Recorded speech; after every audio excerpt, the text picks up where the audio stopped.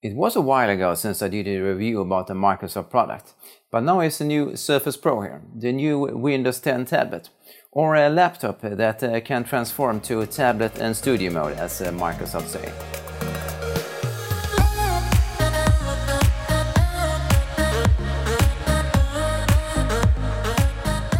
The design has not changed so much since the last model.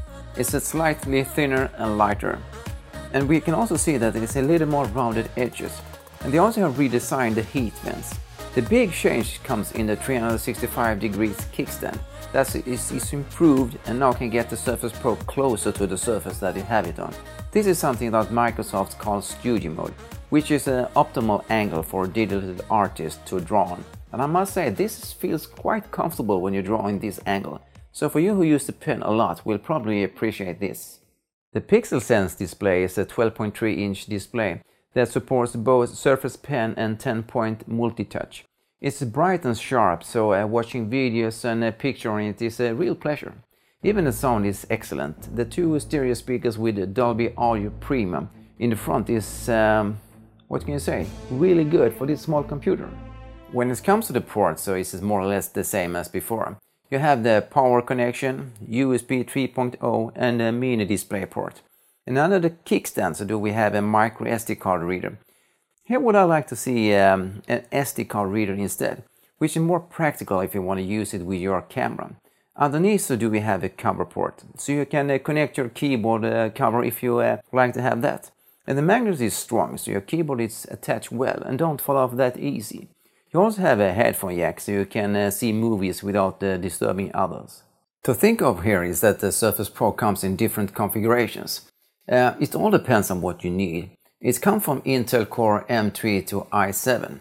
And one thing I really like is that the M3 and i5 configuration is fanless, so you get a totally silent Surface Pro here. But if you want to have a more powerful machine, can you get an i7 version with a fan, so you really can push that processor to the maximum. Battery time is up to 13.5 hours according to Microsoft, but it all depends on what settings you have. Like if you're looking at the video at the full brightness on the screen, are we down to around 6 to 7 hours. But it's a big improvement since the last model, as it's up around 50%. When it comes to the camera, so do we have a 5 megapixel front-facing camera and the 8 megapixel rear autofocus camera.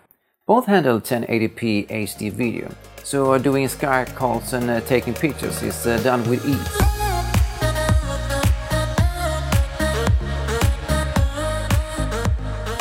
The Surface Pen is something that Microsoft have decided to not include, probably because many don't use it.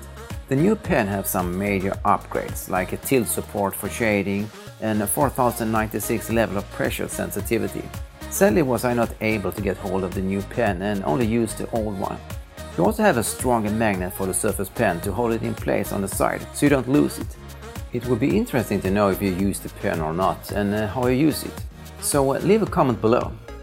Well, it's time to up here, and don't forget to subscribe, so I hopefully can see you in the next one.